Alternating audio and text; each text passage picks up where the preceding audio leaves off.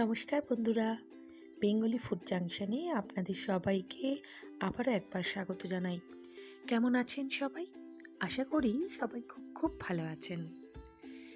নিয়ে চলে এসেছি আরেকটি দারুণ রেসিপি। বরের আবদারে একদিন বানিয়ে ফেলেছিলাম এই রেসিপিটি। চলুন আজকে আমি আপনাদের সাথে শেয়ার করছি আমি কিভাবে এই ফুলকপি চিংড়ি বানিয়েছিলাম। দেখুন, এর জন্য আমি এখানে নিয়ে নিয়েছি একটু বড় সাইজের ফুলকপি। ফুলকপিটি কিন্তু দেখে নিতে হবে যাতে ভালো ধরনের হয়। আর নিয়েছি এখানে চিংড়ি মাছ, চিংড়িটাও একটু বড় সাইজের। এছাড়া আমি নিয়েছি আরও যেসব জিনিস, তা হলো ফুলকপিটাকে ভালো করে কেটে নিয়েছি একটু বড় বড় সাইজ করে। আলুটাও এখানে কেটে ধুয়ে পরিষ্কার করে রেখেছি। নিয়েছি একটা টমেটো কুচি, ধনে পাতা পরিমাণ মতো সবই। এখানে নিয়েছি আদা বাটা, এখানে নিয়েছি লাল লঙ্কা পেস্ট করে নিয়েছি, জিরে বাটা নিয়েছি 2 চামচ জিরে আমি শিলনোড়াতে বেটে নিয়েছি, আর নিয়েছি পোস্ত, কাশ্মীরি লঙ্কার গুঁড়ো, চারমগজ। এর সাথে সাথে সমস্ত কিছু আমি পেস্ট করে নিয়েছিলাম। আপনাদের বলে রাখি, আমি কাঁচা লঙ্কারই যে লাল লঙ্কাগুলো হয় সেই লঙ্কাগুলো ব্যবহার করেছি। আরেকটি জিনিস আমি ব্যবহার করেছি, সেটি হলো কাজু বাদাম। যখন পেস্ট করব তখন দেখাবো। প্রথমে একটি কড়াইতে আমি জল গরম করে তার মধ্যে লবণ দিয়ে ফুটতে দিয়েছিলাম। তার মধ্যে আমি দিয়ে দিয়েছিলাম ফুলকপি ও আলুগুলো সেদ্ধ হতে। অন্যদিকে আমি একটি পাত্রে সব চিংড়ি মাছগুলো নিয়ে ভালো করে ধুয়ে পরিষ্কার করে রেখেছিলাম। চিংড়িগুলো আগেই দিয়ে দিয়েছিলাম হলুদ, লবণ ও সামান্য কাশ্মীরি লঙ্কা গুঁড়ো। তারপর ভালো করে চিংড়ি মাছগুলো মাখিয়ে নিয়েছিলাম। আজকের এই ফুলকপি চিংড়ির রেসিপিটি যদি আপনাদের খুব ভালো লেগে থাকে তাহলে লাইক, শেয়ার ও কমেন্ট করতে একদমই ভুলবেন না। আর আমার চ্যানেলে নতুন হয়ে থাকলে চ্যানেলটি সাবস্ক্রাইব করে পাশে থাকা বেল বাটনটি চাপ দিয়ে অল টিপে দেবেন। তাহলে আমি যখনই রান্না দেব আপনারা সবার প্রথমে নোটিফিকেশন পেয়ে ভিডিওটি দেখে নিতে পারবেন। এইবার কড়াইতে আমি তেল গরম করে একে একে চিংড়ি মাছগুলো লাল করে ভেজে নেব। আপনারা সবাই হয়তো জানেন চিংড়ি মাছ বেশি ভাজতে নেই, তাহলে শক্ত হয়ে যায়। মোটামুটি 30 সেকেন্ড করে এক এক পিঠ ভেজে আমি তুলে নেব চিংড়ি মাছগুলো। সবকটা চিংড়ি ভাজা হয়ে গেলে ওই একই তেলে আমি আমার সেদ্ধ করে জল ঝরিয়ে রাখা ফুলকপি ও আলুগুলো ভেজে নেব।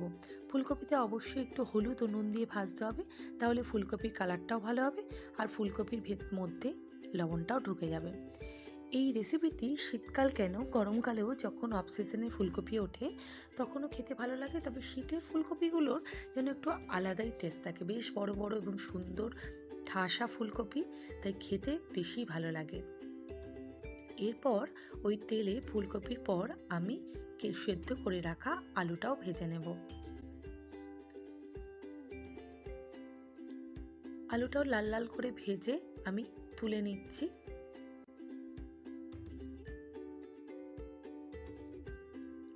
ফুলকপি, আলু, চিংড়ি মাছ তিনটি মেন জিনিসই ভাজা হয়ে গিয়েছে। এবার একটি মিক্সিং জারে চালমগজ, কাজু বাদাম ও পোস্তদানা দিয়ে সামান্য জল দিয়ে একটু পেস্ট করে নেব। একটু পেস্ট হয়ে গেলে এর মধ্যে আমি আমার কেটে রাখা টমেটোটা দিয়ে দেব। টমেটোটা যদি আপনারা ভেজে না দিয়ে গ্রেভি মানে পেস্ট আকারে দেন তাহলে খেতে বেশি ভালো লাগবে। আমাদের পেস্ট হয়ে গেছে। ওই কড়াইতেই একই তেলে আরেকটু তেল দিয়ে আমি জিরে ফোড়ন দিয়ে দিচ্ছি। এরপর ফোড়নটি ভাজা হলে আমার বেটে রাখা জিরে, আদা ও লাল লঙ্কার পেস্টটি, আমি এখানে আবারও বলছি আমি কিন্তু শুকনো লঙ্কা ব্যবহার করিনি। কাঁচা লঙ্কার মধ্যে যে লাল লাল লঙ্কাগুলো আছে আমি সেগুলোই ব্যবহার করেছি যাতে ফুলকপির কালারটা খুব ভালো হয়। এরপর আমি দারচিনি আর এলাচ দিয়ে দিচ্ছি একটু সুন্দর গন্ধর জন্য।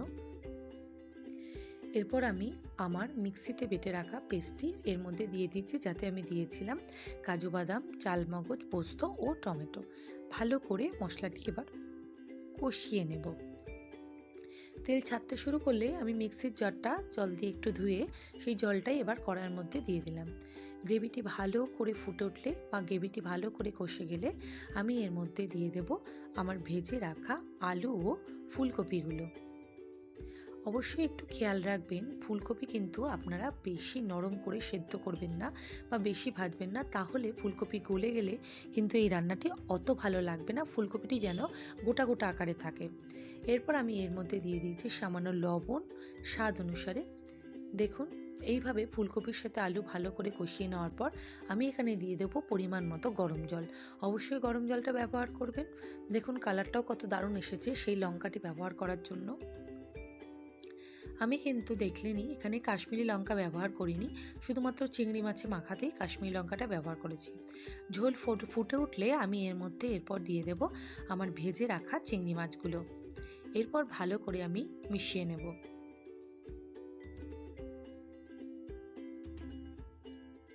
চিংড়ি মাছ আর ফুলকপি আলু পুরো ঝোলটাই ফুটে উঠতে শুরু করেছে, কালারটিও চেঞ্জ হয়ে সুন্দর একটি কালার চলে এসেছে। এরপর আমি ওপর থেকে ছড়িয়ে দেব ধনেপাতা কুচি। যদি কারো ধনেপাতা অ্যালার্জি থাকে তাহলে আপনারা গরম মশলা গুঁড়োও দিতে পারেন। আজকে আমাদের ফুলকপি দিয়ে চিংড়ি মাছের ঝোল পুরোপুরি রেডি হয়ে গিয়েছে। দেখতে কিন্তু লোভনীয় হয়েছে আর খেতেও অসাধারণ হয়েছে। তাই ঝটপট সবাই বাড়িতে বানিয়ে ফেলুন আর কমেন্ট করে জানান যে আপনাদের তৈরি কেমন হয়েছে। সবাইকে অসংখ্য ধন্যবাদ ভিডিওটি দেখার জন্য। সবাই ভালো থাকবেন, সুস্থ থাকবেন।